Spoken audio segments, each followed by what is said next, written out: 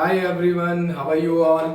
मैं रवि रंजन। आज जो मैं टॉपिक आप सबके लिए लेके आया हूँ वो एक बहुत इंपॉर्टेंट टॉपिक है, क्योंकि हम प्री स्कूल सेगमेंट में एंटर कर चुके हैं और प्री स्कूल सेगमेंट में जिस पोजीशन की हम आज बात करने वाले हैं वो आपके प्री स्कूल को मेक और ब्रेक कर सकता है।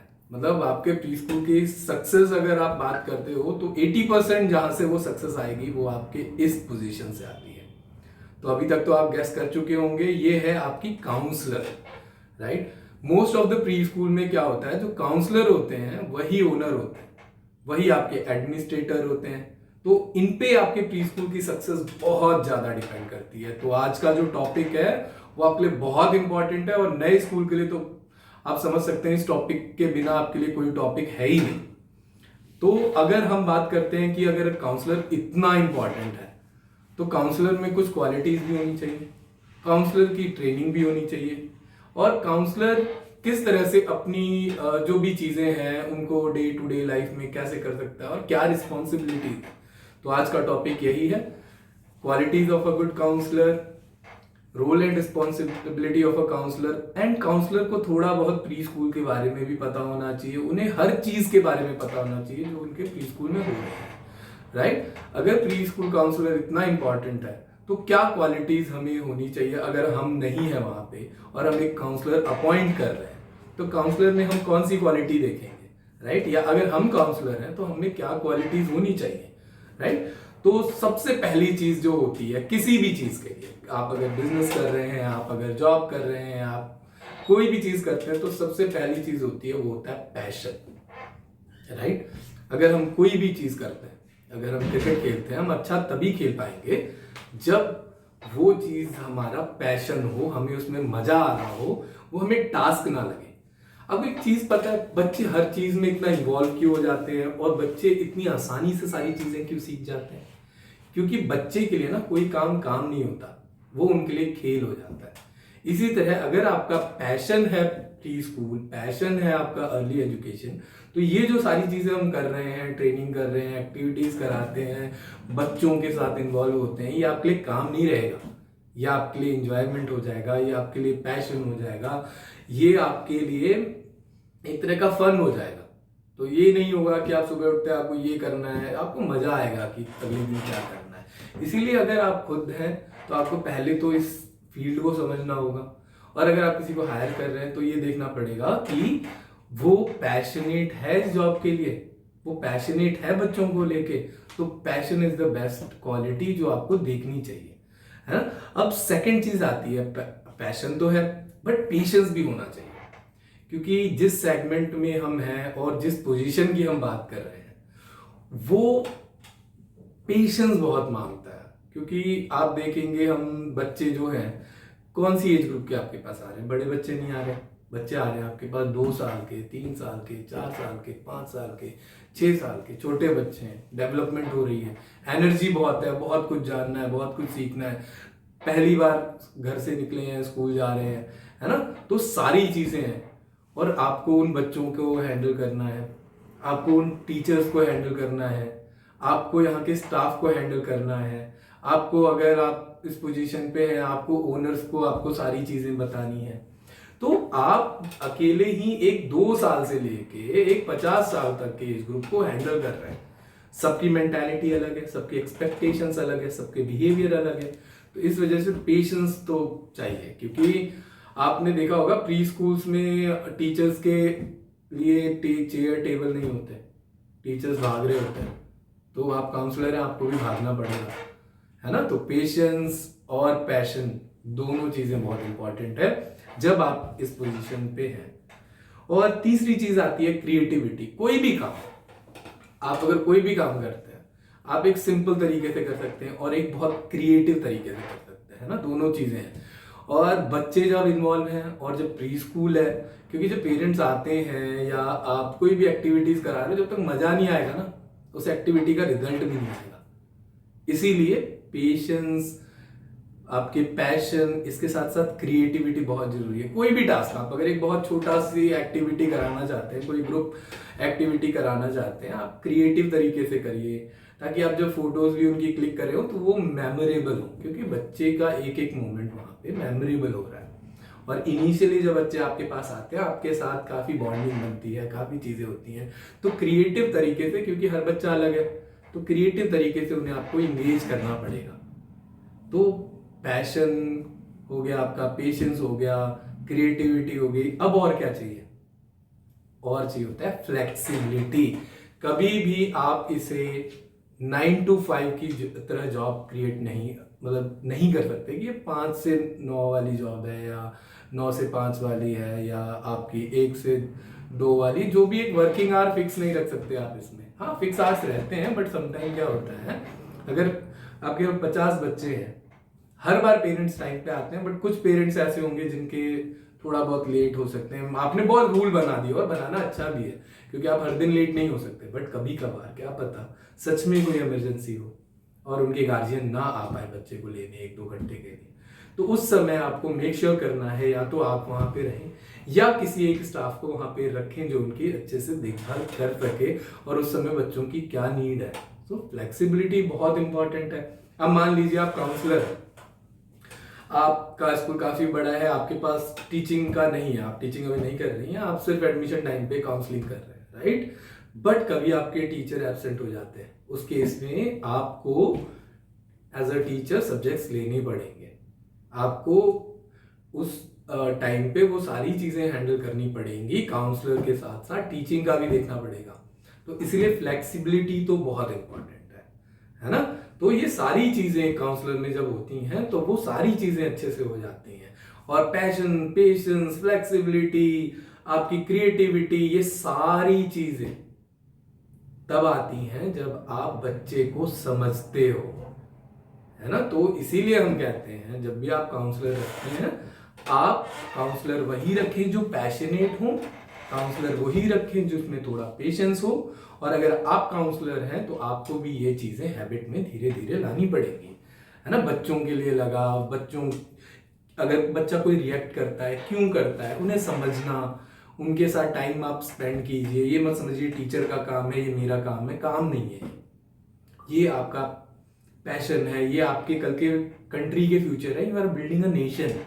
क्योंकि जो आप इस फाउंडेशन ईयर्स में बच्चे के अंदर आप डाल रहे हैं चीजें, वो मल्टीपल होके ही हमारी सोसाइटी कल इन्हीं बच्चों से बनेगी, है ना? तो जो आप काम कर रहे हैं इन बच्चों के साथ, ये लाइफ टाइम लर्निंग इनके साथ रहने वाली है। अगर इन बच्चों ने अभी इंटरेस्ट इनमें जाग गया ना स्टडीज के लिए, तो ये आगे चल के भी इन चीजों को अच्छे से निभा पाएंगे। तो आपका रोल आप सोच सकते हैं कितना इंपॉर्टेंट है। बीइंग अ काउंसलर आपको वो सारा एनवायरनमेंट देना है ना? और एक क्वालिटी आपको देखनी पड़ेगी, कम्युनिकेशन, है ना?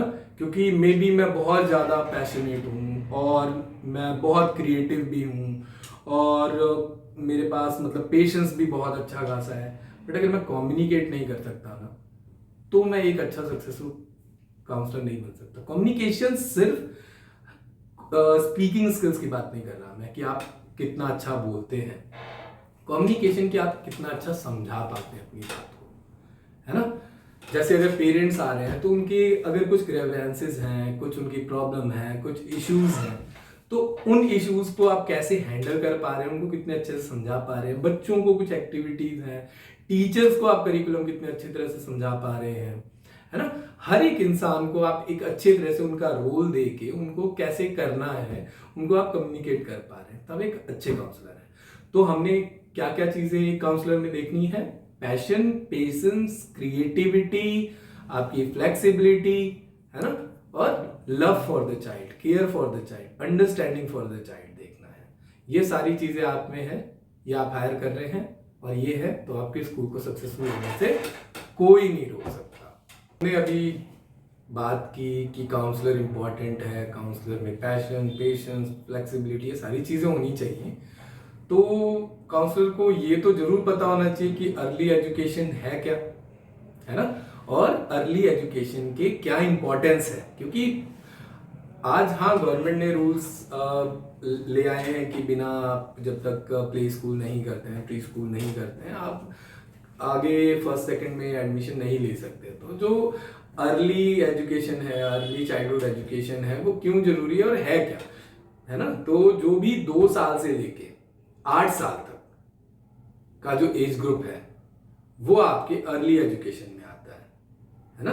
तो उसमें आपके जो जिसे हम प्री स्कूल बोल देते हैं, जिसे हम प्ले स्कूल बोल देते हैं, जिसे हम अर्ली चाइल्डहुड बोल देते हैं, जिसे हम अपनी मतलब प्री किंडरगार्टन बोल देते हैं, मॉन्टेसरी एजुकेशन बोल देते हैं, वो सारा एक ही होता है जिसे हम अर्ली एजुकेशन कहते हैं 2 साल से 8 साल तक के लिए।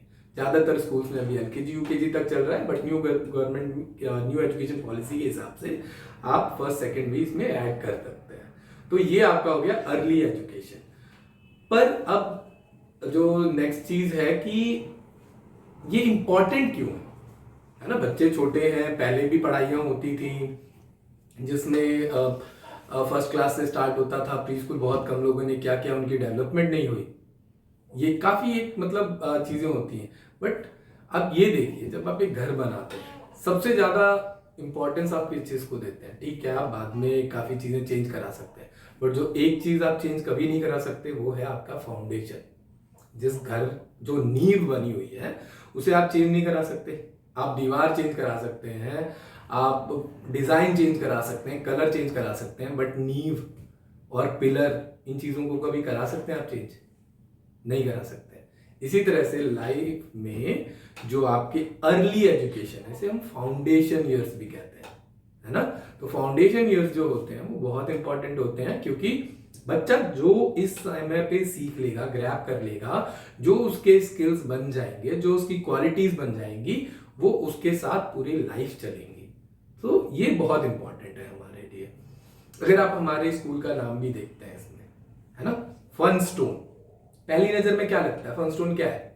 फन, मस्ती, मजाक, मजा आ रहा है, और स्टोन पत्थर। फन स्टोन का लिटिल मीनिंग तो ठीक है, फन मतलब मजा, और उसके बाद स्टोन, है ना। पर जो इसका हमारा जो इसे हमने ड्राइव किया है, ये किया है आपके फाउंडेशन। अगर आप फाउंडेशन की पूरी स्पेलिंग निकालते हैं उसमें से आप एफ और यूएन निकालते हैं और स्टोन, फाउंडेशन स्टोन जो होता है, तो वहां फाउंडेशन स्टोन निकाला गया। तो जब भी आपके पास पेरेंट्स आते हैं और आपको पूछते हैं कि फन स्टोन क्यों है आपका नाम, तो आप ये बता सकते हैं कि फाउंडेशन हम बिल्ड कर रहे हैं इसीलिए फन, और स्टोन मतलब हमारा रॉक सॉलिड जो फ्यूचर है बच्चे का, हम वहां पे मस्ती में बनाएंगे। मतलब foundation is incomplete without fun, है ना। इसीलिए ये बहुत इंपॉर्टेंट है।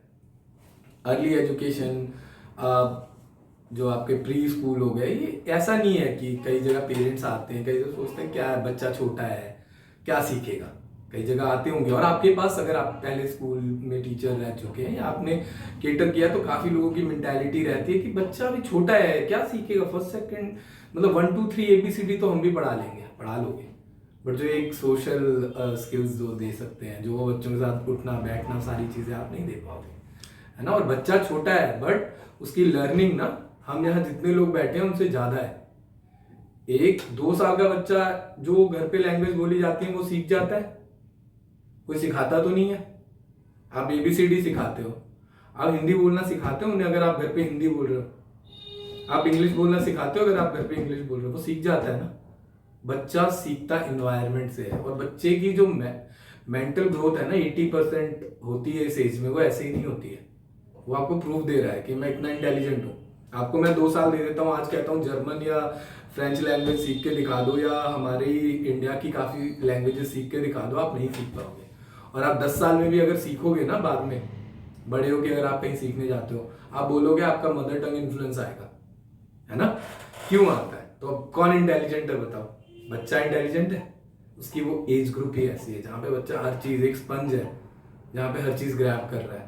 तो वो इन्वायरमेंट स्कूल में देना बहुत जरूरी है कि वो जो ग्रैब करे ना, वो अच्छी चीजें ग्रैब करे, क्योंकि ग्रैब तो वो गलत चीजें भी करेगा, है ना। तो हमें मेक श्योर करना है बीइंग अ काउंसलर और बीइंग अ टीचर कि वो जो ग्रैब कर रहा है वो स्पंज, वो एक बहुत अच्छी चीजें ग्रैब करे, ताकि एक उसका जो बिल्ड हो, जो उसकी इंटरेस्ट बिल्ड हो, जो उसकी लाइक डिसलाइक बिल्ड हो, जिस तरह से वो दुनिया को देखे, वो एक बहुत अच्छे तरीके से देखे। इसलिए ये एज बहुत इंपॉर्टेंट होती है। यहाँ पे आपको सिर्फ इन्वायरमेंट देना है, आपको जबरदस्ती पढ़ाने नहीं बैठाना, हाथ पकड़ के लिखवाने नहीं बैठाना।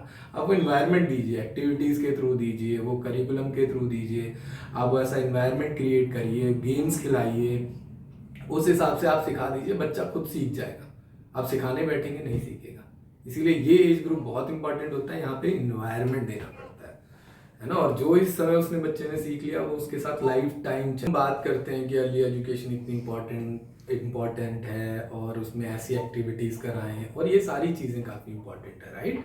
तो उस हिसाब से अगर हम बात करें तो एक काउंसलर को, एक टीचर को करिकुलम की एक बहुत ज़रूरत होती है, उसे एक डीपली अंडरस्टैंड करना और पेरेंट्स को भी एक्सप्लेन करना कि आपका करिकुलम जो आप फॉलो कर रहे हो वो क्यों कर रहे हो और उसकी क्या इंपॉर्टेंस है, राइट। तो बीइंग अ काउंसलर, क्योंकि ये काउंसलर का टॉपिक अभी चल रहा है तो मैं बहुत डीप करिकुलम में नहीं जाऊंगा, तो जस्ट ओवरव्यू देने के लिए, क्योंकि हमारी जो अभी काउंसलिंग की स्किल्स हो रही हैं वो रिलेटेड टू एडमिशंस है, तो आपको एक पेरेंट्स को कितना समझाना है ना। तो इस वजह से मैं ओवरव्यू दूंगा आपको। करिकुलम क्या है, अगर आप फनस्टोन के करिकुलम की बात करते हो, there are a lot of philosophies चलती है यहाँ पे। काफी लोग पूछते हैं है ना कि करिकुलम आपका सीबीएसई है, एनसीईआरटी है, तो अभी तक तो ऐसा कुछ है नहीं। एनसीईआरटी का करिकुलम आया है, बट आप अगर देखेंगे वो भी काफी जगह से इंस्पायर्ड है, जैसे मॉन्टेसरी वगैरह। तो हमारा भी जो करिकुलम है वो blend of Montessori plus playway है। और न्यू एजुकेशन पॉलिसीज में जो भी आपकी एनईपी गाइडलाइंस है उन्हें सारा हमने फॉलो करके करिकुलम बनाया है, जिसमें आप पेरेंट्स को कैसे समझा सकते हैं कि ये एनसीईआरटी और मॉन्टेसरी प्लेवे मेथड्स को ब्लेंड किया हुआ है, जहां पे आपको एक्टिविटी एंड थीम्स के थ्रू बच्चों को पढ़ाई होती है।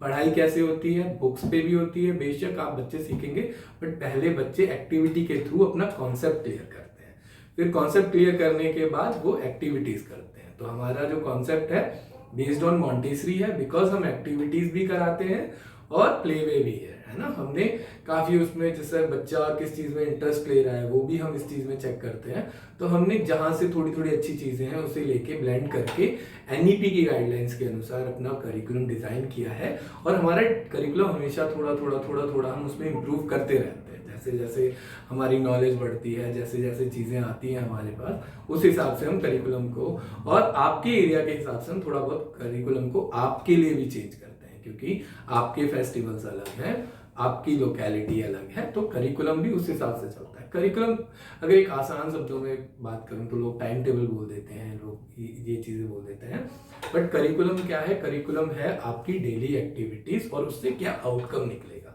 है ना। कि बच्चे को जो हम एक एनवायरनमेंट दे रहे हैं और जो एक्टिविटीज दे रहे हैं उससे आउटकम क्या निकलेगा और क्या चीजें जो एक स्किल्स उसमें होंगी वो चीजें हम बताते हैं। अब किन एरियाज पे हम बच्चों की, अगर बच्चा हमारे पास है, हमने करिकुलम बनाया, तो कौन सी चीजें हैं जिसे हम ध्यान में रखते हैं, कौन सी स्किल्स उसमें डेवलप होती हैं, है ना। तो पहली स्किल होती है कॉग्निटिव, है ना। कॉग्निटिव जैसे बच्चा साइंस, मैथ्स, सारी चीजें, लॉजिकल थिंकिंग, ये सारी कॉग्निटिव में आती है। जो पढ़ाई, जनरल नॉलेज, ये सारी चीजें बच्चा सीखता है उनके लेवल के अनुसार, है ना। जितना चाहिए वो सिलेबस के अनुसार, एनईपी के अनुसार हम आपको करिकुलम में इस तरह से ब्लेंड करके देते हैं कि बच्चा कॉन्सेप्ट भी सीख सके और वो एंजॉय भी कर सके। फिर सेकंड आती है जो बहुत जरूरी होती है प्री स्कूल में, स्टार्टिंग में भी, और जो थ्रू आउट द लाइफ काम आती है, वो आपका होता है सोशल स्किल्स, है ना। सोशल और इमोशनल स्किल्स, बच्चा कैसे रिएक्ट करता है किस सिचुएशन में, है ना। कई बार बच्चे होते हैं काफी अच्छे होते हैं, काफी इंटेलिजेंट होते हैं, और आगे चल के लाइफ में उन्हें प्रॉब्लम पता है क्या आती है, वो डिफीट नहीं एक्सेप्ट कर पाते हैं। इसीलिए जो लोग स्पोर्ट्स में अच्छे होते हैं वो लाइफ में कहीं ना कहीं आगे चल के अच्छा क्यों कर लेते हैं, क्योंकि स्पोर्ट्स में आप एक दिन अच्छा होता है, अगला दिन खराब होता है, नेक्स्ट डे आप और अच्छा करते हैं, है ना। इसी तरह से आपको सोशल और इमोशनल सारी चीजों पे प्री स्कूल में काम होता है। आप बॉन्डिंग कैसे बढ़ाते हैं, शेयरिंग इज केयरिंग, काफी चीजें, saying thanks to the society. तो एक सोसाइटी को कैसे बच्चा देखता है, एक ग्रुप में कैसे बच्चा रिएक्ट करता है, वो सारी चीजें प्ले स्कूल में सीखता है। तो आपकी कॉग्निटिव स्किल्स पे तो हम काम करते हैं, साथ में सोशल एंड इमोशनल पे भी काम करते हैं। फिर उसके बाद होता है स्पीच का, है ना, आपकी लैंग्वेज स्किल्स, इन सब पे भी हमारे करिकुलम में बहुत अच्छे से फोकस किया गया है, जिसमें आप बच्चा, जैसे टॉकिंग पेन है, जिसपे एक सेपरेट वीडियो भी है हमारी, जिसमें टॉकिंग पेन के थ्रू बच्चा लैंग्वेज स्किल्स, सही प्रोनाउंसिएशन कैसे कर सकता है, सारी चीज़ों के बारे में कैसे कर सकता है, उसकी वर्ड पावर कैसे बढ़ेंगी, खेल खेल के हिसाब से वो सारी चीज़ों का उसमें ध्यान रखा जाता है। उसके बाद आता है आपका fine motor and gross motor skills, जिसमें हम काम करते हैं।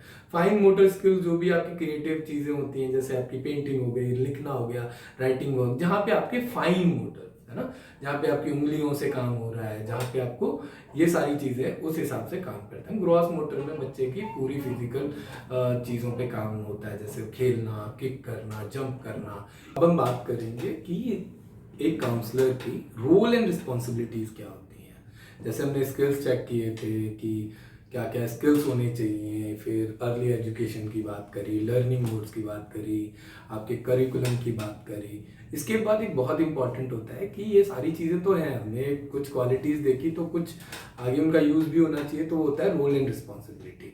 जैसे फ्लेक्सिबिलिटी, ये सारी चीज़ें हमने बात करी, पेशेंस बात किया। तो इसमें आपकी जो काउंसलर होते हैं, इनकी रोल एंड रिस्पॉन्सिबिलिटी तो कि जब स्कूल है, स्कूल का सारा कुछ A to Z काउंसलर ही करता है या कराता है ना। एक तरह से ये मैनेजर है, आपके पूरे स्कूल को मैनेज करते हैं। जैसे कि पहली आपके स्कूल की पॉलिसीज क्या होंगी, वो एक काउंसलर बनाएगा, है ना।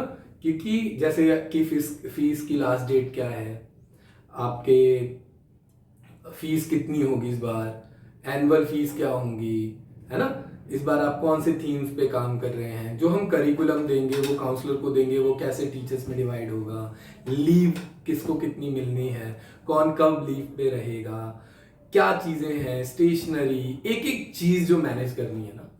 तो आप ये मत समझो कि ये काउंसलर एडमिन है। हाँ, एडमिन के काम भी काउंसलर करेगा, बट साथ में आपके टीचिंग के भी। तो counsellor is a one man army. जैसे हर चीज की नॉलेज होनी चाहिए, थोड़ी सी अकाउंट्स की, थोड़ा सा टीचिंग का बैकग्राउंड, थोड़ा सेल्स, क्योंकि आपको नेक्स्ट जो हमारा टॉपिक है वो है काउंसलिंग टिप्स, है ना, जहाँ पे आपको काउंसलिंग करनी है, क्योंकि रेवेन्यू आपका वहीं से आएगा। तो वो सारी चीजें जो है वो एक काउंसलर करता है। आपकी पॉलिसीज बनाना, आपकी टाइमिंग्स करना, आपके टीचर हायरिंग करना, आपके लीव्स वगैरह, आपके विंटर ब्रेक कब से होंगे, ये सारी चीजें जो है वो एक काउंसलर की रोल एंड रिस्पॉन्सिबिलिटी। अब जो सबसे मेन टॉपिक है आज का हमारा, कि काउंसलर की अगर हम बात कर रहे हैं, रोल, रिस्पॉन्सिबिलिटी, क्वालिटी, सारा कुछ सही है, बट काउंसलिंग जब वो करने बैठते हैं तो उन्हें क्या क्या चीजें ध्यान में रखनी चाहिए, है ना, काउंसलिंग टिप्स। तो आज हम बात करेंगे, जब पेरेंट्स आपके स्कूल में आते हैं तो आपको उसमें किस तरह से बिहेव करना चाहिए, आपको क्या चीजें बोलनी चाहिए, आपको कौन सा फोकस करना चाहिए, क्या चीजें नहीं करनी चाहिए। ये आपका काउंसलिंग होता है। और नए स्कूल्स के लिए जो है, ये आपको चीजें बहुत ध्यान से रखनी है। आप चाहे तो एक नोटबुक और ये लेके बैठ सकते हैं कि ये इंपॉर्टेंट है, और ये क्वालिटी अगर मेरे में है तो बहुत अच्छी बात है, अगर नहीं है तो मुझे कैसे इंप्रूव करनी है। तो ये काउंसलिंग टिप्स आपका बहुत जरूरी है, क्योंकि जो आपके पास ना पूरा दिन नहीं होता एक पेरेंट को कन्विंस करने के लिए। और कोई भी आजकल के टाइम पे आप किसी एरिया में, आप टियर 1 सिटी में बैठे हैं, मेट्रो सिटी में बैठे हैं, टियर 2 में बैठे हैं, 3 में बैठे हैं, आपके एरिया में स्कूल्स हैं और पेरेंट्स के पास मोबाइल है जिसमें इंटरनेट है, सारी इंफॉर्मेशन है पेरेंट्स के पास। तो आप कुछ भी बोलेंगे, कुछ भी देंगे, वो चीज वो बाय करेंगे, ये जरूरी नहीं है। आपको कॉम्पिटिटिव वर्ल्ड में कॉम्पिटिटिव होना पड़ेगा। उसके लिए आपको जो आपके पास 10, 15, 20 मिनट है, उसमें आपको अपना बेस्ट देना है। कैसे देना है? फर्स्ट ऑफ ऑल, एक बहुत छोटी छोटी चीजें होती हैं जो हम सोचते नहीं है कि हम कर रहे हैं, बट कर जाते हैं, है ना। जैसे पेरेंट्स आए, आपने उस पर ध्यान नहीं दिया, मे बी आप किसी और काम में व्यस्त थे। नहीं, आपका सबसे पहला काम है एडमिशन लाना है स्कूल में, और अगर कोई आया है तो आपको अटेंड करना। तो अटेंडिंग इज वेरी इंपॉर्टेंट। और कभी भी आप जब अटेंड कर रहे हैं पेरेंट्स को, तो एक स्माइल के साथ कीजिए, एक पॉजिटिव वाइब्स दीजिए, है ना। क्योंकि कोई भी इंसान जिससे आप मिलते हैं, अगर वो ऐसे बैठा हुआ हो, आपको अच्छा नहीं लगेगा बात करके, है ना। और बच्चे जो होते हैं, बच्चे देख के किसी को भी खुशी होती है। क्यों होती है? क्योंकि बच्चे हमेशा हंसते रहते हैं, है ना।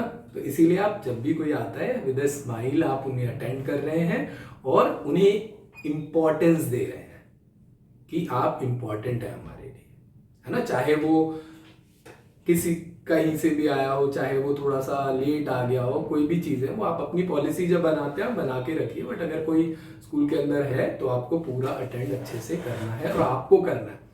ये नहीं कि आप बैठे हुए हैं, आप किसी टीचर को बोल रहे हैं हाँ देख लीजिए, नहीं, आप अटेंड करेंगे।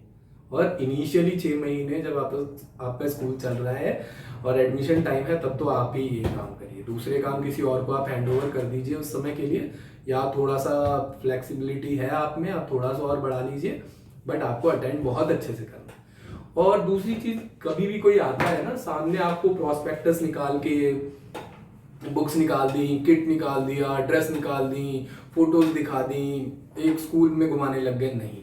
पहले आपको क्या करना है, साइलेंट रह के आप पहले तो पानी वगैरह पूछ लीजिए जब आप अटेंड कर रहे हैं, और उसके बाद साइलेंट रह के थोड़ी बातें करके, थोड़ा जो सेल्फ इंट्रोडक्शन आपका हो गया, उसके बाद थोड़ी सी बातें करने के बाद आपको क्या करना है, आपको सुनना है ना, उन्हें सुनना है। उनके साथ बच्चा आया हुआ है तो वो किस तरह से बच्चे को डील कर रहे हैं, वो चीज़ें ऑब्जर्व करनी है। जब आप चुप रहेंगे, साइलेंट रहेंगे, तभी तो ये सारी चीज़ें ऑब्जर्व कर पाएंगे। क्योंकि जो पेरेंट आपके पास अभी आया है वो या तो किसी स्कूल में मिलके आ चुके हैं या आपसे मिलने के बाद मिलने जाएंगे, तो आपको पता होना चाहिए कि वो क्या एज्यूम कर रहे हैं, क्या एक्सपेक्ट कर रहे हैं। तो साइलेंस बहुत जरूरी है। हमेशा हमें लगता है हम बोल रहे हैं तो हम शायद ज़्यादा कन्विंस कर पाए, नहीं, जब हम सुन रहे हैं हम तब ज़्यादा कन्विंस कर पाएंगे, है ना। और कई बार क्या होता है, आपके जैसे पैराफ्रेजिंग बोलते हैं, रिफ्लेक्शन बोलते हैं ना, कई बार पेरेंट्स आपके पास आते हैं बट वो इतने एजुकेटेड नहीं है, मे बी कॉन्फिडेंट नहीं है, कई लोग इंट्रोवर्ड होते हैं, जल्दी से बोल नहीं पाते कुछ चीज़ें, और आप एक प्रिंसिपल की पोजीशन पे बैठे हैं, काउंसलर पे बैठे हैं, और बच्चे की एडमिशन की बात है, तो पेरेंट्स थोड़ा सा वैसे भी हेजिटेट करते हैं काफ़ी चीज़ों के लिए। तो वो कुछ चीज़ें बोलना चाहते हैं, और वो जार्गन्स आप उनके साथ ज़्यादा मत यूज़ कीजिए, अगर कर रहे हैं तो उसे एक्सप्लेन कीजिए, है ना। अगर पेरेंट्स कुछ कहना चाहता है पर कह नहीं पा रहा है, वो आधे सेंटेंस नहीं कंप्लीट कर पा रहा है, आप कीजिए वो सेंटेंस कंप्लीट, है ना। कि अगर वो कुछ चीज़ अटक रहे हैं, हाँ आप उनके साथ बोलिए, अच्छा हाँ, उन्हें कंफर्ट जोन देना आपकी जिम्मेदारी है, ताकि वो आपके साथ एक कंफर्ट बना सके, और उनके सारे डाउट जो भी हो, बहुत छोटे डाउट हैं और 10 पेरेंट्स आपसे सेम डाउट पूछ चुके हैं, तो भी आप उनका डाउट फर्स्ट क्वेश्चन की तरह ही, जैसे आपसे ये क्वेश्चन पहली बार पूछा गया था, आप पूछिए। और अगर वो कुछ ऐसा क्वेश्चन पूछ देते हैं जो उनको भी पता चलता है कि नहीं यार बहुत थोड़ा सा ऐसे ही था, इतना ज़्यादा वाव क्वेश्चन नहीं था, बट ठीक है, आप उसको इम्पोर्टेंस दीजिए कि नहीं आपने पूछा है, ये ज़रूरी था, और ठीक है, ये चीज़ें आप एक्सप्लेन कर सकते हैं, है ना। और फोकस करना है हर एक चीज़, वो कैसे रिएक्ट कर रहे हैं, क्या उनकी एक्सपेक्टेशन है, बच्चे के लिए क्या चाहते हैं, फर्स्ट चाइल्ड है, सेकंड चाइल्ड है, पहले अगर था बच्चा तो वो कौन से स्कूल्स में गया था, थोड़ी बहुत कन्वर्सेशन करिए, है ना, ताकि इंपॉर्टेंस लगनी चाहिए। इससे ये जाता है कि अगर ये प्रिंसिपल लेवल पे बैठे और ये मुझसे बात कर रहे हैं, मेरे बारे में जानना चाहते हैं, मतलब ये इंटरेस्टेड है और ये बच्चों से लगाव रखते हैं, है ना। ऐसा नहीं है कि सीधा आते ही बोल रहे हैं इतनी फीस है, इतनी ये चीज़ें, आप उन्हें समझाइए, समराइज कीजिए हर चीज़ को। जब भी आप सारी चीज़ें बताते हैं, इंपॉर्टेंट चीज़ें जाने से पहले आप एक समराइज कर दीजिए, और मोटिवेट कीजिए। मोटिवेट कैसे करना है कि हाँ बच्चा ये कर सकता है, मतलब एग्जाम्पल्स। कभी भी जब आप बात करते हैं, आपके पास स्कूल है, आपके पास एजुकेशन नॉलेज है, आप अपनी एजुकेशन नॉलेज उनके साथ शेयर कीजिए। अगर बच्चे के बारे में बता रहे बहुत शैतान बच्चा है या बहुत चुप बच्चा है, तो आप अपने पास्ट एक्सपीरियंसेस से बताइए, या आपके पास ऐसे बच्चों के लिए क्या चीज़ें हैं। अगर कोई बच्चा बहुत ज़्यादा शैतान है, बहुत ज़्यादा एनर्जेटिक है, तो आप उन्हें ये नहीं बोल सकते ना कि नहीं ये बच्चे को हम वो कर देंगे। एक्टिविटीज़ है फिर हमारे पास, कैसी एक्टिविटीज़ है, मान लीजिए बच्चा बहुत एनर्जेटिक है। बच्चा शैतानियाँ कब करता है, जब उसमें बहुत एनर्जी होती है, बहुत खुश होता है। आपने ये चीज़ें नोटिस की होंगी। तो अगर बच्चे को उस समय, आप पेरेंट्स को भी ये टिप्स दीजिए कि बच्चा अभी बहुत शैतानी कर रहा है, बहुत यहाँ वहाँ घूम रहा है, उसको कहिए अरे वाह तुम तो आज बहुत अच्छे लग रहे हो, चलो यार जंप करके दिखाओ मुझे, मैं 20 गिनता हूँ, 20 आप कितनी देर में जंप करते हो। उसको 20 जंप कराए, 4 बार उठक बैठक करा दी, गेम्स के हिसाब से, पनिशमेंट नहीं। तो फिर क्या होगा, बच्चे की एनर्जी लो हो जाएगी, देखना बच्चा शांत हो जाएगा, आपका भी काम हो गया, बच्चे का भी काम हो गया।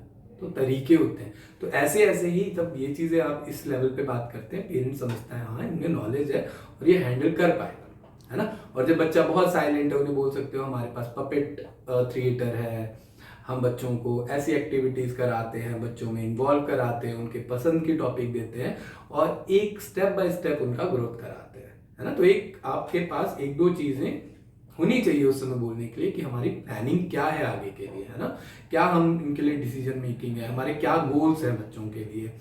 और ये सारी चीज़ें काफ़ी ज़्यादा इम्पॉर्टेंट होती है। कम्युनिकेशन स्किल्स पे आप कैसे काम करोगे और आपकी कम्युनिकेशन स्किल्स कैसी होनी चाहिए, है ना, क्योंकि पेरेंट्स जो आ रहे हैं आपके दिमाग में बहुत कुछ है और आप वो बहुत कुछ नहीं बता सकते, बट थोड़ी सी चीज़ है, थोड़े से वर्ड्स, थोड़े से टाइम में ज़्यादा चीज़ें आप कैसे बता पाओगे, वो बहुत इंपॉर्टेंट है ना। और आपको एक चीज़, आप जिस पोजीशन पे बैठे हैं, आप किस कास्ट से आया है पेरेंट्स, किस कल्चर से आया है, क्योंकि इंडिया में ना कल्चर कास्ट बहुत आपके 100 मीटर 200 मीटर में चेंज होते हैं और हम बहुत सारे लोग मिलजुल के रहते हैं। तो आपको कभी भी इन चीज़ों का डिफरेंस नहीं लाना है, कभी आपके एक्सप्रेशन से, टाइम से, फीस में ये चीज़ें नहीं दिखनी चाहिए।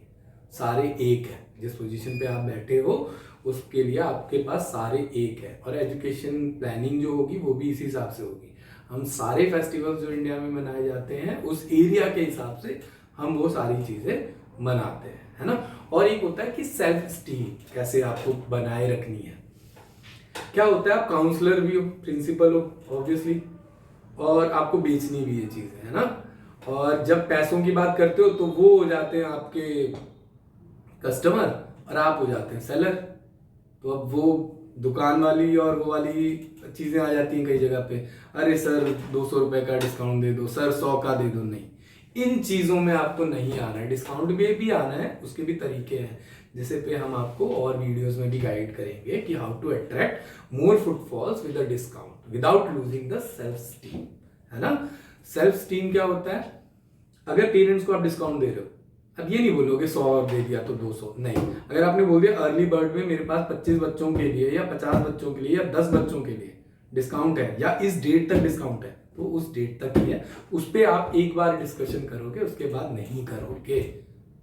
ये नहीं है कि एडमिशन मैडम 100 रुपए आप इसमें कम कर दो मैम, 100 टी शर्ट में किट में, नहीं, जो हर बच्चे को मिल रहा है वो ही आपको मिलेगा। अगर आपने कोई रेफरल बोनस ये सारी चीजें दी है तो वो डिफरेंट है, वो हमारा चार्ट बना हुआ है, वो ये रहा। डिस्काउंट पे बात नहीं करेंगे, क्योंकि आप जहां पे ज्यादा उन चीजों पे जाएंगे तो आपने जो अभी रेपुटेशन बिल्ड की ना कि हमारा बच्चे के लिए ये है वो है, वो सारी चीजें जीरो हो गई, रहा क्या, आपका पैसा। इसीलिए फीस का जो है वो आप फिक्स रखिए, हर इंसान के लिए फिक्स रखिए। इवन आपके रिलेटिव्स आपके स्कूल में आ रहे हैं, फीस आप सेम रखिए। चाहे तो आप किट अपनी तरफ से उन्हें फ्री दे दो, वो आपकी अपनी और उनकी बॉन्डिंग है, बट कभी भी फीस कम चार्ज मत करो। हर पेरेंट्स आपस में बात करते हैं, तो काउंसलिंग में ये चीज़ें आपको इंपॉर्टेंट याद रखनी है हमेशा कि जब कोई आता है, attend with a smile, give them focus, पूरा ध्यान दीजिए, अपनी सेल्फ रिस्पेक्ट बनाए रखिए, डिस्काउंट पे ज़्यादा बात मत करें।